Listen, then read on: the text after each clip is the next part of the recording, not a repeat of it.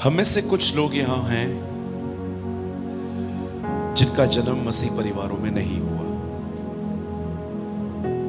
लेकिन यहाँ पर कुछ ऐसे भी लोग हैं जो पैदा ही मसीह परिवारों में हुए। और आपने देखा होगा दो तरह के लोग होते हैं, दो तरह के लोग होते हैं। एक जो बचपन से प्रभु में आए और एक ऐसे जिन्हें सुसमाचार बताया गया। मैं आप में से हर एक को यह बताना चाहता हूं, चाहे आप कहां से भी हैं, आप इस बात को जान लीजिए, चाहे आप बचपन से बाइबल पढ़ते आए हैं या आपने सुसमाचार मिलने के बाद बाइबल पढ़ना स्टार्ट किया है, आप इसमें जो भी पढ़ते हैं उस पर चलना कठिन नहीं, नामुमकिन है। मैं आपसे पूछना चाहता हूं,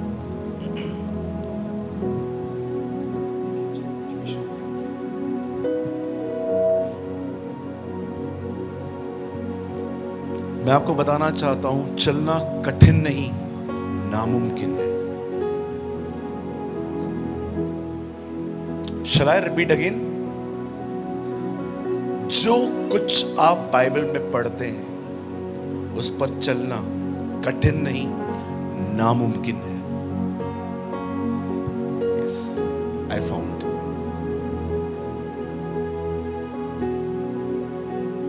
ये मैं नहीं कहता हूं, ये खुदा जानता है।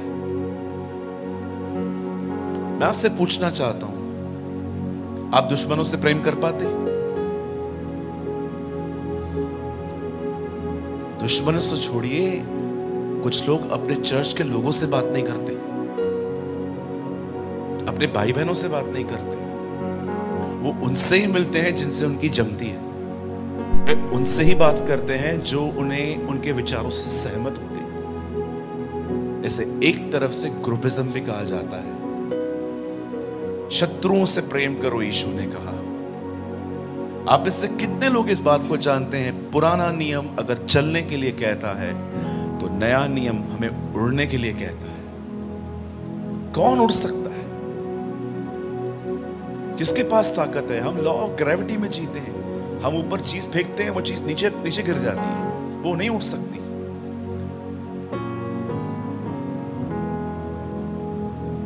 यही चीज समझाने के लिए खुदावन ने उन्हें 10 आज्ञाएं दी, ताकि मनुष्य परमेश्वर के स्टैंडर्ड को पहचान सके। अगर आप आज ये बात समझ गए ना कि जो कुछ मैं सुनता हूं, जो कुछ मैं पढ़ता हूं, जो कुछ मैं YouTube पे सुनता हूं, उस पर चलना कठिन नहीं, नामुमकिन है, तो ब्रदर मैं गया? नो, बिल्कुल नहीं। जब तक हम ये बिलीव नहीं करेंगे ना, जो मैं पढ़ता और सुनता हूं उस पर चलना कठिन नहीं, नामुमकिन है, तब तक आप उससे अनुग्रह मांग ही नहीं सकते। आप मांगेंगे ही नहीं। इसीलिए आपने देखा काना नगर के अंदर उस शादी में वो दाखरस समाप्त होने का इंतजार कर रहा था। कौन सी दाखरस थी वो? आप जानते हो, जो दाखरस प्रभु यीशु मसीह ने बनाई थी, वो दाखरस अंगूर लेकर नहीं बनाई गई थी, लेकिन जो पहली दाखरस थी वो अंगूरों से बनी थी, ह्यूमन एफर्ट से बनी थी। लेकिन आपने देखा जो दूसरी दाखरस थी वो अंगूरों से नहीं बनी थी, इट्स सुपरनैचुरल। जब मनुष्य के अपने एफर्ट्स, मैं कर सकता हूं, मैं कर सकता हूं, मैं कर सकता हूं, मुझसे हो जाएगा ये, जब तक वो समाप्त नहीं होता, अनुग्रह नहीं आता। आज मैं आपसे पूछना चाहता हूं, आज अपनी यंग एज में आप ये फाउंडेशन डाल दो कि मुझे एक ही जगह से, एक ही रास्ता है, तब मैं इसे फॉलो कर सकता हूं, और वह है परमेश्वर का अनुग्रह, ग्रेस ऑफ जीसस क्राइस्ट। मैं आपसे एक पूछना चाहता हूं मेरे जवान भाई बहनों से जो स्पेशली अंडर 30 हैं, क्या आप प्रतिदिन अपना समय निकाल के क्या उससे अनुग्रह मांगते हैं? Ask yourself.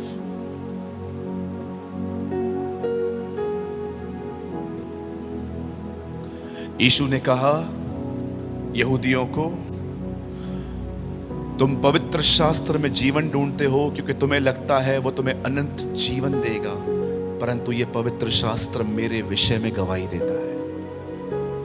क्या आप बिलीव कर सकते हैं बाइबल इसलिए नहीं लिखी गई है जब इसको पढ़ के हम ज्ञानी बने, पर बाइबल बताती है वचन इसलिए लिखे गए हैं ताकि इसके पढ़ के हम खुदा के पास जाएं। Have you noticed? आज मैं बहुत लोगों को देखता हूं, माफ करिए मैं एक जनरल बात कर रहा हूं, कोई मैंने किसी को ऐसा देखा नहीं है, लेकिन मैं ऐसे बहुत सारे जवानों को जानता हूं जिनके जिंदगी में परमेश्वर के अनुग्रह के विषय में वो बहुत कम जानते कि वो क्या है।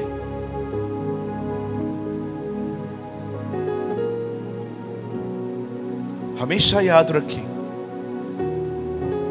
अनुग्रह पाप को ना कहने की ताकत है। जब परमेश्वर का अनुग्रह आएगा ना, आप बड़े से बड़े पाप को ना कह सकते हो कि मैं ये नहीं करूंगा। That's grace. और अनुग्रह ऐसे ही नहीं मिलता, अनुग्रह संबंध पे आधारित है। आओ हम अनुग्रह के सिंहासन के निकट हिया बांध कर चले। आओ, मैसेज ट्रांसलेशन कहता है come and build a relationship. आओ हम उसके साथ एक संबंध रखें और उस संबंध में ही उसके हृदय से अनुग्रह फ्लो होके हमारे अंदर आएगा। रिलेशनशिप, संबंध। आप बहुत सारे जवानों को इन दिनों में देखोगे, they are living a double life. उनके पास एक दोहरा जीवन है। चर्च के अंदर वो बहुत प्योर दिखते हैं, लेकिन चर्च के बाद उनकी जिंदगी बहुत डिफरेंट है। उनके पास सिर्फ एक ही काम है, रविवार को पास्टर को मूर्ख बनाना। यस आई नो, मैं ऐसे लोगों को जानता हूं जो हर रविवार को मात्र पास्टर के सामने उनको दिखा के आते हैं, यस हम आए थे, बड़े प्रेम से इमोशनल वे में जय मसीह कहेंगे, लेकिन यहां से जाने के बाद डिफरेंट लाइफ। ये हो रहा है, ये हो रहा है। जॉन वेस्ली ने कहा,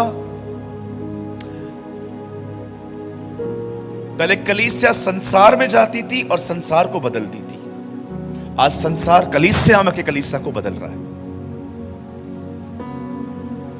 You know? एक परमेश्वर के जन ने कहा, पहले कलीसिया दुनिया में जाती थी और दुनिया को बदलती थी, आज दुनिया कलीसिया में घुस के कलीसिया को बदल रही है।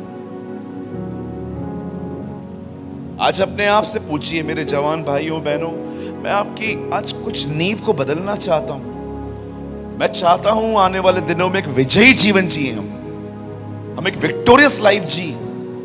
हमारी आंखें हमारे वश में हो, हमारी जुबान हमारे वश में हो, हमारा हृदय, हम अपने अंदर चलने वाली फीलिंग्स को मेंटेन कर पाएं। अगर आज हम किसी लड़की को देख रहे हैं और हमें उसके प्रति कोई फीलिंग आ रही है, वो सिन नहीं है, हमें खुदा ने ऐसा बनाया है, हम अट्रैक्ट होते हैं, हम अट्रैक्शन में आते हैं। लेकिन अगर उन फीलिंग्स को मेंटेन करना नहीं सीखा गया तो ये फीलिंग्स आपको गुनाह में गिराएंगी।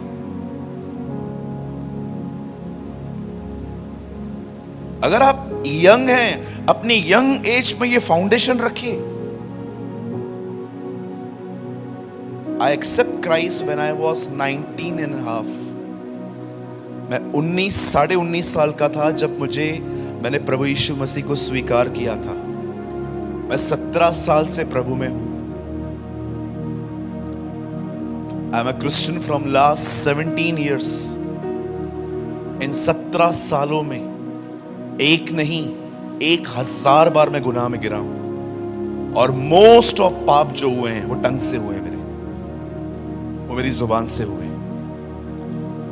प्रभु में आने के बाद देह में होने वाले गुनाहों पर मैंने बहुत जल्दी विक्ट्री पा ली थी। मैंने सब बंद कर दिया, न मूवीज पे जाना, न मैं मूवीज देखूंगा, न मैं कोई किसी ग्रॉस सिन में गिरूंगा। खुदा ने अनुग्रह दिया मुझे, लेकिन मैं आपको सच कहता हूं, मेरी थॉट लाइफ प्योर नहीं थी, मेरा विचारों का जीवन अच्छा नहीं था। या लोग जब मिलते थे मुझे, मैं उनको प्रेज द लॉर्ड बोलता था, जय मसीह बोलता था, उनको अपने घर इनवाइट करता था, लेकिन कहां न कहां मेरे अंदर मेरे विचारों का जीवन ठीक नहीं था। मसीह में आने के बाद सबसे ज्यादा जहां मैं गिरा हूं वो ये है, जुबान। कई बार बोलने के बाद मुझे खुदा ने ऐसे रोक के कहा, मत बोल, इस तरह बात मत कर, ये बात करना फेयर नहीं था, ये अननेसेसरी टॉकिंग थी, काम हो चुका था, काय को लंबा खींच रहा था तू। मैंने कहा yes lord you are right. मैं आज भी कहता हूं, अगर हमारी जुबान हमारे कंट्रोल में आ जाए ना, हमारा 90% पाप बंद हो जाएगा। पर क्यों नहीं मिलता हमें? क्योंकि आज भी हम में से बहुतों को स्वयं के बड़ा